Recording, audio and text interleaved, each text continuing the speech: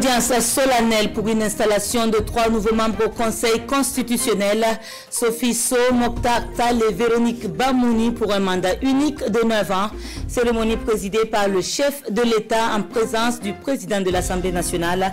Le point en image de l'ouverture de cette édition.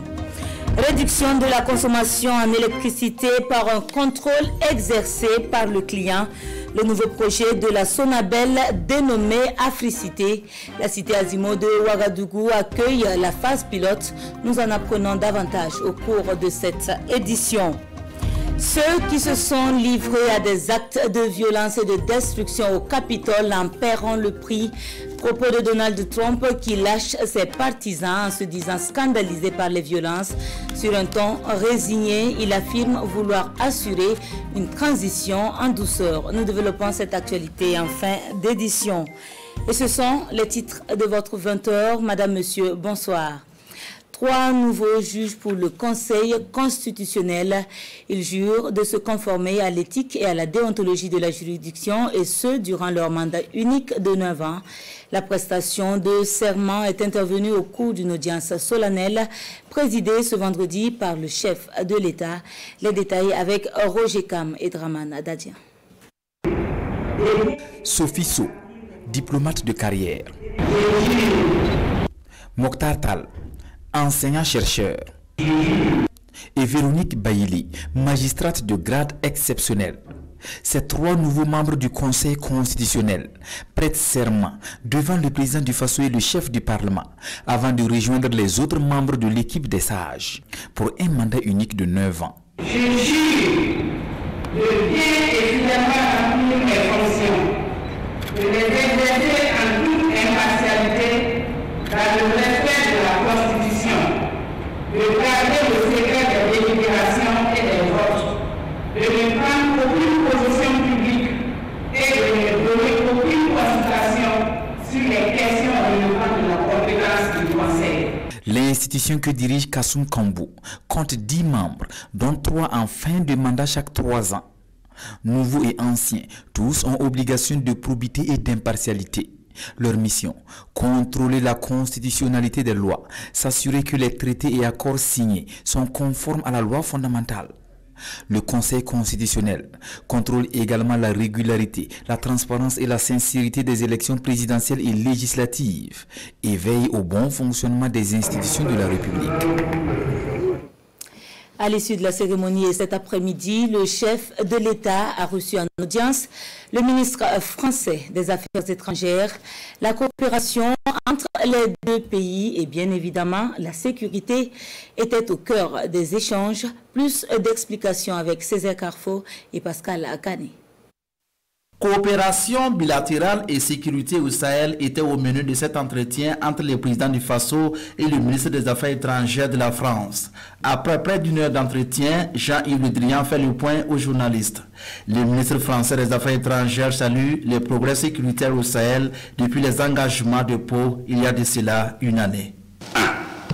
C'est-à-dire poursuivre l'action contre le terrorisme. 2. Le deuxième pilier était le renforcement de la force conjointe, avec toute une série de déclinaisons que je ne vais pas reprendre ici. Troisièmement, nous avions aussi comme 3e pilier la nécessité de renforcer la présence des États sur l'ensemble de leur territoire.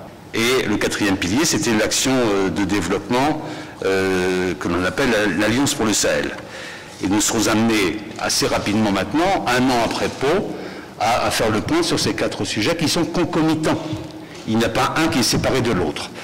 L'effort singulier que la France a validé pour renforcer l'action de Barkhane a donné des résultats. Parallèlement à cela, nous avons toujours considéré que, à terme, la sécurité des pays du Sahel doit être assurée par les pays du Sahel eux-mêmes. Et donc la montée en puissance progressive de la force conjointe doit y contribuer. Mais en même temps, on voit bien que si on ne regroupe pas les 4 piliers de manière déterminée dans les mois qui viennent, alors des fragilités qu'on a pu constater encore récemment au Niger pourront se reproduire. Les journalistes veulent également savoir l'état de la coopération judiciaire entre les deux pays, notamment sur l'affaire Norbert Zongo et l'extradition de François Compaoré. Pour Jean-Yves Le Drian, le gouvernement français a fait ce qu'il faut jusque-là. Je voudrais rappeler quelle est notre position, je le rappelais une 10e fois, mais avec beaucoup de fermeté. Nous avons engagé l'extradition de François Compaoré. Le décret d'extradition a été signé par le Premier ministre, le garde des Sceaux, en février dernier. Donc j'avais déjà eu l'occasion de le dire et notre posture était très claire. L'intéressé a fait appel devant le Conseil d'État qui va lui-même se prononcer sur ces principes, mais la position de la France est très claire. Le ministre français des Affaires étrangères doit être également venu au Burkina pour féliciter le président du Faso pour son second mandat. Il salue l'exemplarité de la démocratie burkinabé et la maturité de la classe politique. Se remobiliser pour les échéances à venir, c'est désormais la priorité de l'Alliance des jeunes pour l'indépendance et la République. Après un échec aux législatives, le parti entend jouer son va-tout pour les municipales en redynamisant ses structures. Gérard Sommet et Dramana Guéné. 0 député au soir des élections de novembre dernier. Le bilan dressé par l'Alliance des jeunes pour la République et l'indépendance, AGIR, est moins reluisant. Formation des jeunes et femmes, lutte contre le Covid-19, AGIR a toujours été proche de la base, mais sa stratégie n'est pas comprise après 6 ans d'existence. La déception de nos militants à l'annonce des résultats des législatives était difficilement dissimulable. En effet, la surprise de cet échec a ébranlé plus d'un au sein du parti. Ce d'autant plus qu'au regard du travail abattu sur le terrain depuis plus d'une année et également de notre projet parlementaire, nous étions en droit d'espérer des meilleurs résultats. Sur d'autres facettes, Adama Kanazoué est tout sourire.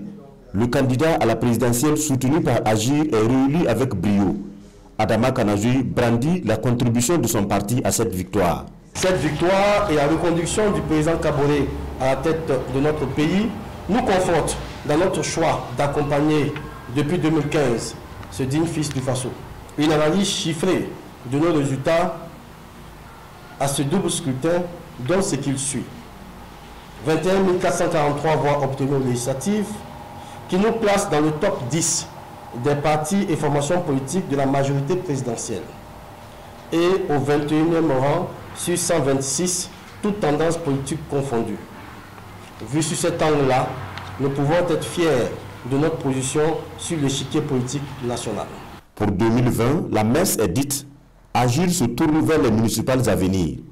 Les structures du parti sont au laboratoire pour présenter un programme alléchant et conquérir des mairies.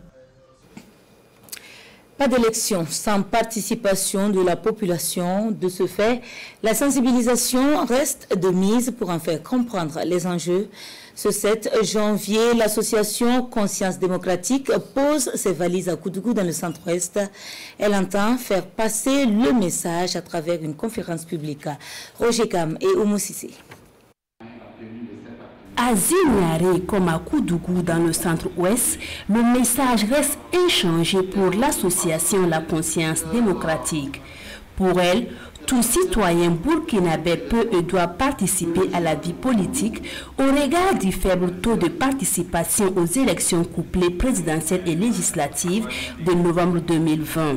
L'association appelle donc à une participation massive et apaisée aux municipales à venir, d'où cette conférence publique. Aujourd'hui, la destinée d'un pays, ou diriger un pays, on passe toujours par des élections pour désigner le président qui doit diriger ce pays. Donc je pense que ça doit être l'affaire de nous tous, que les gens se réservent pour dire non, que j'aille voter ou pas, le président est déjà connu. Non, c'est des fausses histoires. L'après-élection est aussi importante selon Hervé Sangaré.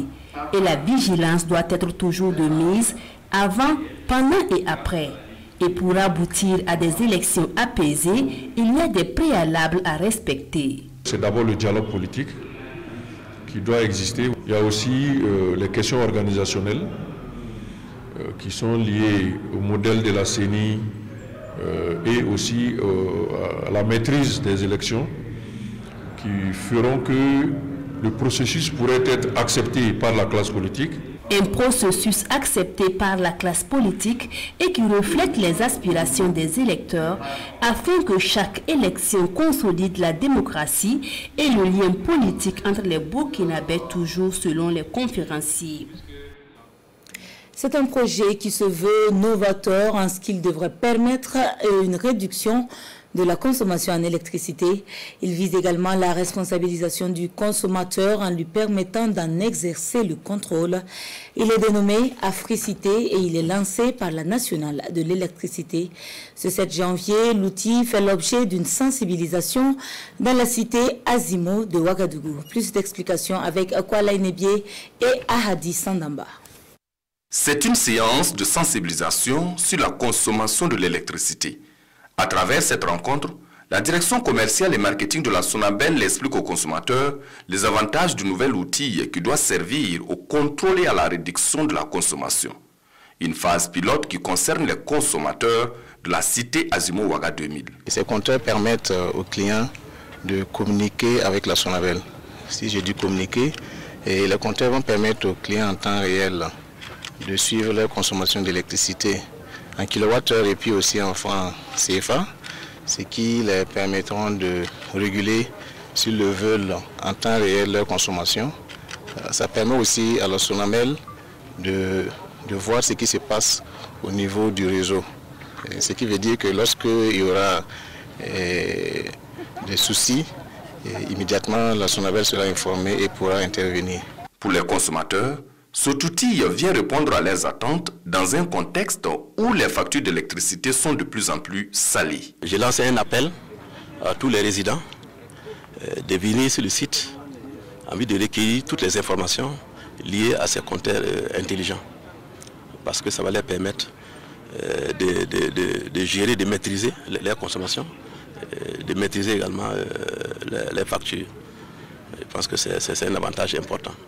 Cette sensibilisation s'étend sur une période de 3 jours. Et dans cette dynamique de réduction de la consommation de l'électricité, la Sonabel est accompagnée par l'ONG française Électricité sans frontières. Collecter, produire et diffuser les savoirs et savoir-faire dans le domaine de l'irrigation agricole. C'est dans ce projet que s'est lancé le Burkina Faso en visant une révolution dans le domaine. L'initiative est portée par le groupe de partage des connaissances nationales du projet d'appui régional pour l'irrigation au Sahel. Il est composé d'une 50aine de membres issus des différents secteurs de développement. Nous voyons leur installation avec Issa Kafando et Olopoda. Cette première session statutaire consacre l'installation officielle du groupe de partage des connaissances nationales, un groupe multi-acteurs dont se dote le PARIS, le projet d'appui régional à l'initiative pour l'irrigation au Sahel, section Burkina Faso. Le projet est convaincu que le salut des producteurs dans un contexte de changement climatique réside dans la maîtrise totale de l'eau et les connaissances des ressources en terre. Avec près de 233 000 hectares donc, de périmètre irrigable, donc nous sommes à moins donc, de 30%. Malgré les efforts que nous déployons en termes donc, des ressources que nous mettons dedans. Parce que généralement, les problèmes que nous observons, les ouvrages ne sont pas de qualité, soit au niveau même local, voilà, les populations ne sont pas incluses. Il faut donc changer les approches et capitaliser les bonnes pratiques en matière d'irrigation pour une amélioration des performances des systèmes d'irrigation au Burkina Faso. Et c'est tout l'enjeu de la mise en place de ce groupe de concertation composé d'une 50aine de membres. Il y a suffisamment de connaissances qui sont générées, mais ces connaissances, le plus souvent, soit ne sont pas bien capitalisées, ou ne sont pas suffisamment réinvestis de manière à ce que l'on puisse qualitativement transformer, disons, le développement de l'agriculture irriguée au niveau du Burkina Faso. La ressource eau constitue le principal facteur limitant pour 80% des Burkinabés qui tirent leur revenu principalement de l'agriculture. C'est pourquoi le groupe de partage des connaissances nationales du Paris BF est appelé à travailler pour offrir au Burkina Faso des solutions, question de dompter la nature au profit d'une agriculture productive, rentable, créatrice d'emplois et qui assure la sécurité alimentaire pour tous. La zone du Sahel pour laquelle le pari de la promotion de l'élevage est pris par l'APSS, l'association veut informer, capitaliser et planifier la mise en œuvre de son projet dit des 3 frontières intervenant dans la zone du Liptako-Gourma. Les acteurs se sont réunis en atelier pour mieux peaufiner leur stratégie. Karim Bikenga. Adjiratou dirige une unité de production de lait à Dori. L'unité est aussi appelée PIL, plateforme d'innovation lait. Elle est mise en place dans le cadre du projet 3 frontières par l'APES, l'Association pour la promotion de l'élevage au Sahel et en savane. Il nous a accompagnés par des tricycles pour collecter le lait et pour les congélateurs, pour les laiteries et les matériels de laiterie, de transformation même. APES est en train de nous accompagner pour mettre le vitrine du lait dans la région du Sahel. La présidente de la PIL Dori prend ainsi part à l'atelier d'évaluation et de planification des activités du projet 3F à Wayuguya. Il est surtout question du développement des filières agro-pastorales, première composante du projet. Les premiers bénéficiaires, c'était les PIL, les plateformes d'innovation lait. On a accompagné à acquérir 100 tonnes d'aliments bétail et à mettre en place un dispositif de gestion de cet aliment bétail-là pour une pérennisation effectivement de cette gestion-là. Nous avons accompagné les jeunes dans une perspective de renforcement de l'auto-emploi et de cohésion sociale. Ce que nous pouvons en fait demander à l'endroit, c'est continuer de travailler ainsi pour accompagner les éleveurs dans leur nom à pouvoir en tout cas tirer profit de cette activité. La PES a bénéficié de 120 millions de francs CFA de l'Agence française de développement pour la réalisation de ces activités. Le projet 3F dure 3 ans et intervient dans 25 communes des régions du Nord et du Sahel. Les responsables de la PES évaluent le taux d'exécution des activités de la première année à 80%. Une inquiétude de moins pour le camp Kunima de la gendarmerie nationale de Bobo. Il dispose désormais de son propre système d'adduction d'eau potable, un système à motricité solaire composé d'un château d'eau, d'un forage, de canalisation et de bornes fontaines. La réalisation de l'infrastructure estimée à 20 millions est rendue possible grâce à la Mabusig. L'inauguration avec Maneka Hien et Karim Sissé. Un système intégré d'adduction d'eau potable à motricité solaire au camp Kunima de gendarmerie de Bobo-Dioulasso. C'est le fruit de la collaboration entre ce camp et la manufacture burkinabé de cigarettes Mabusig.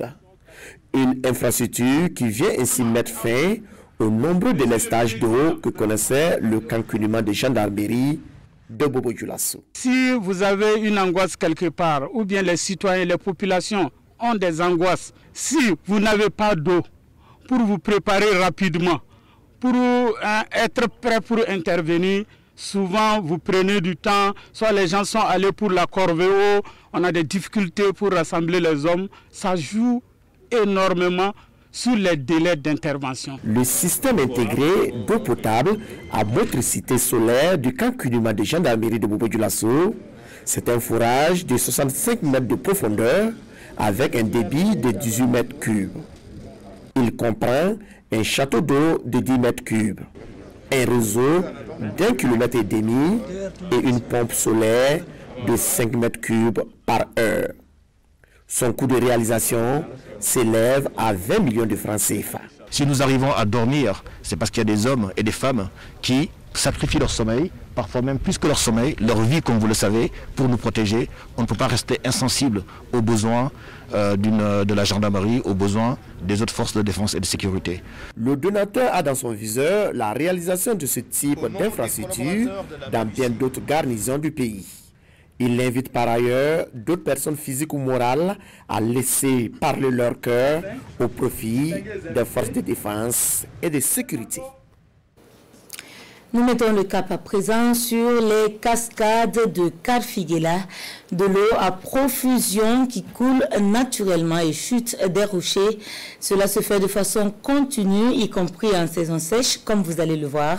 Un magnifique spectacle qui s'avère d'ailleurs un passage obligé pour tout visiteur de la ville de Banfora.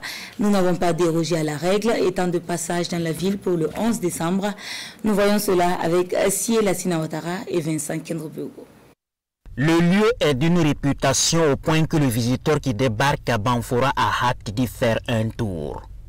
Nous sommes en route pour les cascades de Karfigela, à une dizaine de kilomètres du chef-lieu de la région.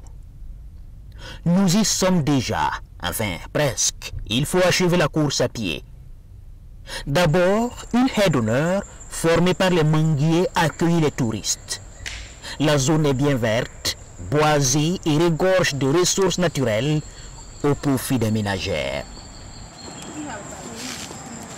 Maintenant, il faut faire une ascension de la colline. Du coup, le touriste devient sportif. Seulement, serons-nous récompensés au bout de l'effort? Voici d'autres touristes qui reviennent des lieux. Leur appréciation nous encouragera ou non de poursuivre l'aventure. Oh, bien fraîche. Ah oui, ah oui. Donc là, on est tenté d'aller voir. En tout cas, si tu arrives là-bas, tu ne vas plus aller. Je crois que le mieux, c'est d'aller voir. Sinon, on ne peut pas tout expliquer. Enfin, voici les cascades de Karfigela, le lieu où l'eau coule les chutes des rochers qu'elle a taillés, sculptés à sa guise au fil des années.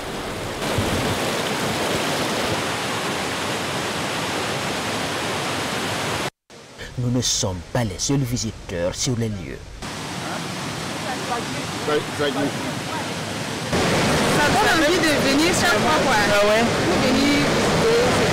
Alors vous êtes venu d'où pour regarder? Vous avez quitté quelle localité? Moi aussi quitté à Bobo. Moi je viens de Banfora. Ah, les cascades de Karfigela, une merveille de la nature qui vaut la peine d'être visitée. Changement de registre. À Boulsa, dans le Namantenga, on parle surtout excellence avec un mérite reconnu à une cinquantaine de personnes du monde éducatif. Une journée célébrée sous le thème de l'engagement et de la solidarité dans l'action face aux défis sécuritaires et sanitaires. Le moment marquant de ce 7 janvier avec Amadou Ouedraogo et Jacques Ouedraogo. Avec 154 points sur 160 à l'examen du CP, Wimenga Larley est le meilleur élève de la province du Namantenga. Il reçoit ici des vélos, un sac, des cahiers et une somme de 20 000 francs à l'occasion de cette journée d'excellence. Comme lui, ils sont nombreux des élèves qui ont vu leur mérite récompensé. Les meilleures enseignantes et enseignants ont aussi reçu des cadeaux. Moi, c'est apprendre les leçons seulement. J'apprends mes leçons en faisant des exercices, des petits devoirs. Il n'y a pas de secret en tant que tel comme cela. Il suffit seulement de se mettre au sérieux et puis bon, se miser seulement. Et le parrain de la cérémonie invite tous les lauréats à redoubler d'efforts dans le travail. Pour lui, la reconnaissance des mérites est aussi une invite à mieux faire. Il s'est dit également satisfait de la performance de sa province dans la région du Centre-Nord. C'est une activité noble. Noble au sens que c'était une occasion de stimuler, d'encourager l'ensemble des acteurs de l'éducation. Et comme vous le savez, l'éducation est le premier besoin de l'homme après le pain, comme disait un penseur. Et c'est aussi un encouragement parce que c'est avec joie que nous avons appris que notre province dans la région est sortie première. Et d'ailleurs, on a dit que c'est une tradition depuis 10 ans. Au total, une cinquantaine de personnes issues du monde éducatif ont été primées à cette cérémonie. La journée d'excellence à Boulsa a été célébrée cette année sous le thème « Engagement et solidarité dans l'action face aux défis sécuritaires et sanitaires ». Hors de chez nous, Donald Trump serait-il dans la crainte d'une éventuelle destitution? Réponse par l'affirmative de certains observateurs après sa récente sortie. Il dit être scandalisé par les violences odieuses au Capitole et estime que les auteurs doivent en payer le prix. Au lendemain de l'invasion du Capitole, Donald Trump a lâché ses partisans et se dédouane de toute responsabilité. Il a qualifié l'attaque du Congrès des États-Unis d'odieuse, s'est dit scandalisé par les violences, l'anarchie et le chaos, après avoir mis le feu aux poudres en haranguant les milliers de manifestants venus protester contre la certification de la victoire de Joe Biden. L'Amérique est et doit toujours être une nation de droit et d'ordre, dit-il. Les manifestants qui ont infiltré le Capitole ont souillé le siège de la démocratie américaine. Pour ceux qui se sont livrés à des actes de violence et de destruction, vous ne représentez pas notre pays. Et à ceux qui ont enfreint la loi, vous le paierez. Sur un ton résigné, il a aussi déclaré « Le Congrès a maintenant certifié les résultats. Une nouvelle administration sera investie le 20 janvier. Je me concentre maintenant sur la nécessité d'assurer une transition du pouvoir en douceur, ordonnée, sans heurts. Ce moment appelle à la guérison et à la réconciliation. » Ce changement de rhétorique laisse penser à une tentative du président sortant pour échapper à une éventuelle procédure de destitution à 12 jours de la fin de son mandat. Donald Trump semble se ranger du côté des manifestants les moins virulents, ceux qui n'ont pas fait partie de l'assaut du Capitole, comme Jenny.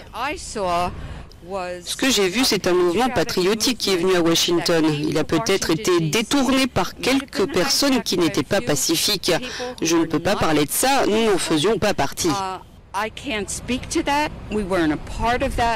Au sein du Parti républicain, du gouvernement et de l'équipe rapprochée de Donald Trump, le malaise est palpable après ces événements qui ont notamment mené à la mort d'une femme et d'un policier. Ce jusqu'au boutisme allié une partie de son propre camp. Les ministres de l'Éducation et des Transports ont démissionné. 2020, jugé comme étant parmi les années les plus chaudes dans le monde, c'est la conclusion du programme d'observation européen sur le changement climatique. L'année aura été marquée par une vague de chaleur exceptionnelle en Europe. 2020 a rejoint 2016 au rang des années les plus chaudes jamais enregistrées dans le monde. C'est la conclusion de Copernicus, le programme d'observation européen sur le changement climatique. L'Europe a été marquée par une vague de chaleur exceptionnelle et 2020 a dépassé de 0,4 degrés l'année 2019 et de 1,6 degrés la période de référence entre 1981 et 2010. Au-delà d'une année isolée, la dernière décennie entre 2011 et 2020 est également la plus chaude depuis le début de l'ère industrielle. Certaines régions subissent un réchauffement bien plus rapide, comme l'Arctique, où les températures en 2020 ont dépassé de 6 degrés la moyenne de référence. En Sibérie notamment, cela s'est traduit par une saison de feux de forêt exceptionnelle. Copernicus a par ailleurs montré que les concentrations en CO2 continuaient d'augmenter. Un maximum sans précédent a été atteint en mai 2020. C'est tout pour cette édition. Bon début de week-end et à demain, Dieu voulant. Bonsoir.